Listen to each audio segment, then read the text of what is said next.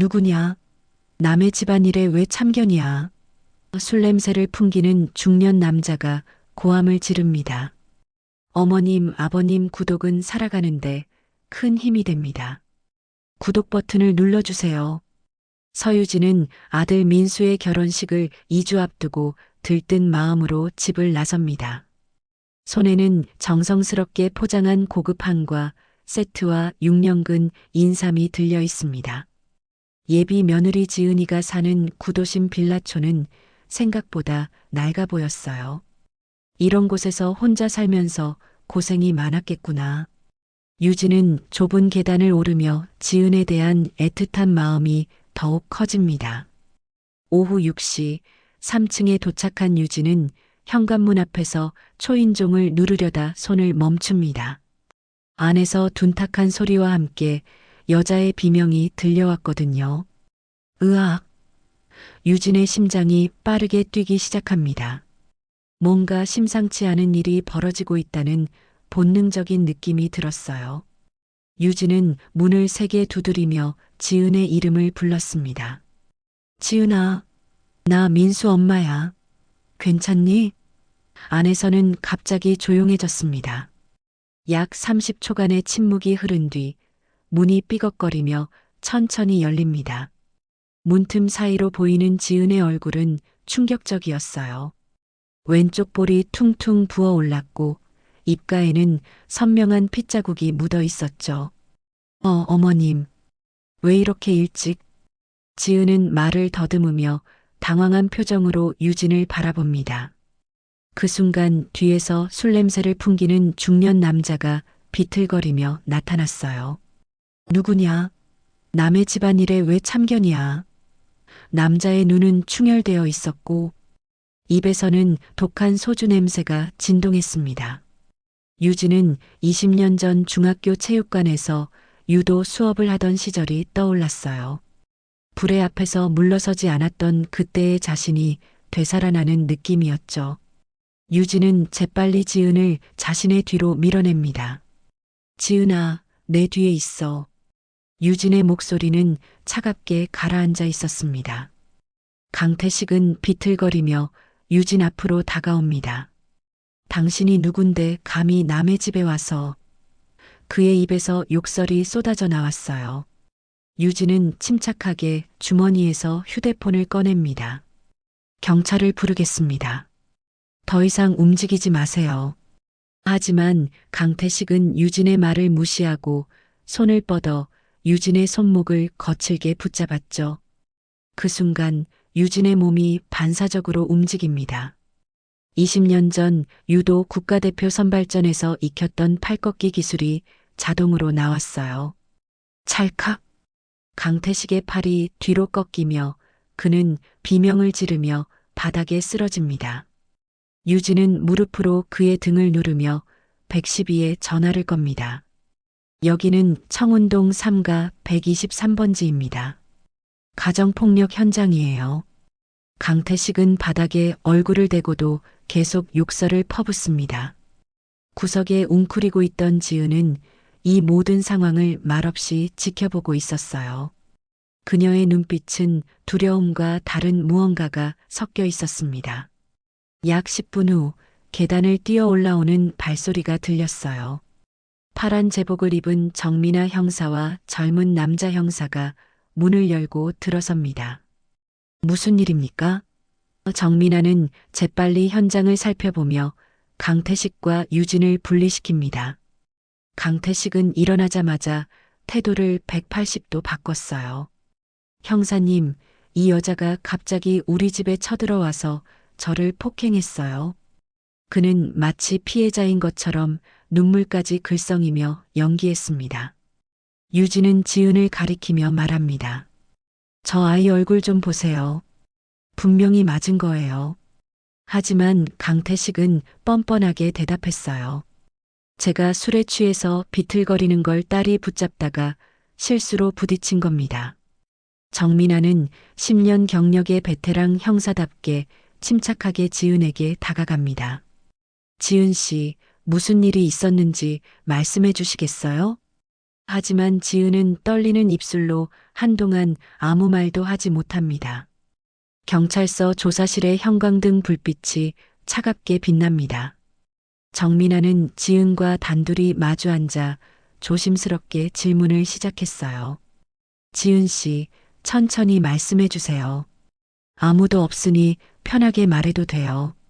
지은은 고개를 숙인 채 30분 동안 침묵을 지켰습니다. 정민아는 인내심을 갖고 기다렸죠. 시계 초침 소리만이 조용한 방 안을 채웁니다. 그때 지은이 갑자기 눈물을 흘리기 시작했어요. 형사님, 저 사실은. 정민아는 몸을 앞으로 기울이며 지은의 말을 기다립니다. 유진 씨가 우리 아버지를 폭행했어요. 정민아의 눈이 커졌습니다. 예상치 못한 진술이었거든요. 그럼 지은 씨 얼굴의 상처는요? 지은은 손으로 얼굴을 만지며 대답합니다. 제가 넘어져서 다쳤어요. 아버지가 때린 게 아니에요. 별도 조사실에 있던 유진은 이 소식을 전해 듣고 의자에서 일어섰어요. 그게 무슨 말이에요? 제가 분명히 봤는데. 후배 형사가 유진을 진정시키려 했지만 소용없었습니다. 정민아는 건물 CCTV 영상을 다시 확인했어요. 화면에는 유진이 선물 상자를 들고 빌라에 들어가는 모습이 찍혀 있었죠. 하지만 3층 내부 상황은 전혀 확인할 수 없었습니다. 강태식은 대기실에서 여유로운 표정으로 커피를 마시고 있었어요. 제 딸이 증인입니다. 명백한 폭행 사건이죠. 그는 지은을 자신의 옆에 세우며 으스스하게 웃었습니다. 유진은 복도에서 지은과 마주쳤어요. 지은아, 왜 거짓말을 하는 거니? 하지만 지은은 고개를 숙인 채 유진의 눈을 마주치지 않았습니다. 정민아는 뭔가 석연치 않다는 느낌을 지울 수 없었어요. 하지만 피해자의 진술이 일치하는 상황에서는 어쩔 도리가 없었죠. 밤 11시 유진은 임의동행 조치로 유치장에 들어갑니다. 차가운 시멘트 바닥에 앉아 유진은 혼란스러운 마음을 정리하려 애썼어요. 다음 날 아침 8시 민수가 해외 출장에서 급히 돌아왔습니다. 어머니, 도대체 무슨 일이에요? 면회실 유리창 너머로 아들의 걱정스러운 얼굴이 보였어요. 유진은 어젯밤 일을 차근차근 설명했습니다. 하지만 민수의 표정은 점점 어두워졌죠. 어머니가 좀 과하게 반응하신 거 아닌가요? 민수의 말에 유진은 할 말을 잃었습니다. 한편 정민아는 밤을 새워 사건 기록을 뒤지고 있었어요. 강태식의 정가조의 결과를 보던 그녀의 손이 멈췄습니다. 5년 전 상해죄로 벌금 300만 원을 납부한 기록이 있었거든요. 피해자는 전 직장 동료였고 술자리에서의 폭행 사건이었죠. 합의로 마무리됐네. 정민아는 더 깊이 파고들기로 결심합니다. 비공식 루트로 지은의 병원 기록을 조회했어요. 최근 3년간 응급실 방문 기록이 7건이나 나왔습니다. 낙상으로 인한 타박상, 계단에서 미끄러져 발목 염자, 문에 부딪혀 늑골 골절.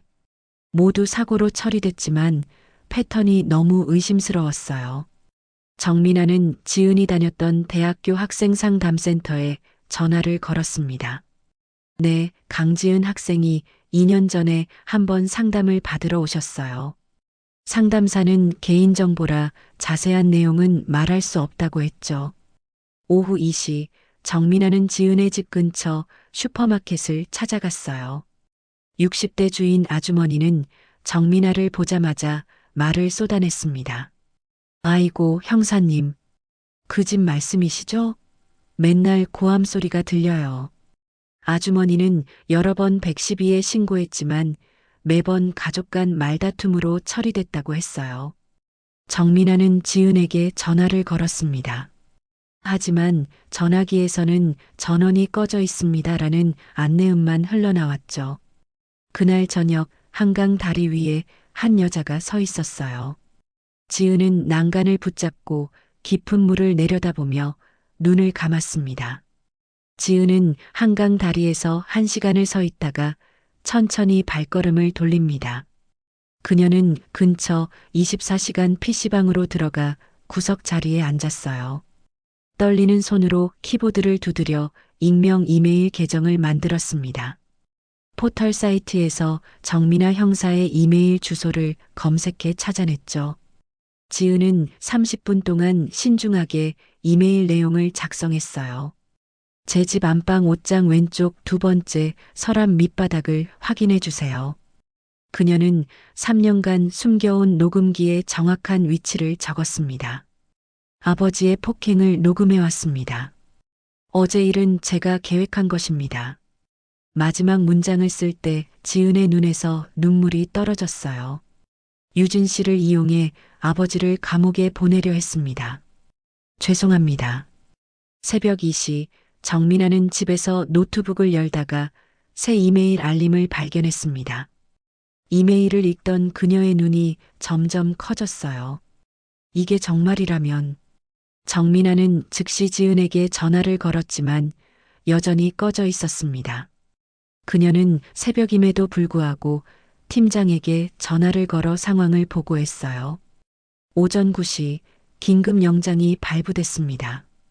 오전 10시 정민아와 수사팀이 강태식의 집 문을 열었어요. 강태식은 영장 없이 왜 들어오느냐며 소리쳤지만 이미 늦었죠. 정민아는 안방 옷장을 열고 2번째 서랍을 뒤집었습니다. 서랍 밑바닥에 검은 테이프로 붙어 있는 소형 녹음기가 나왔어요.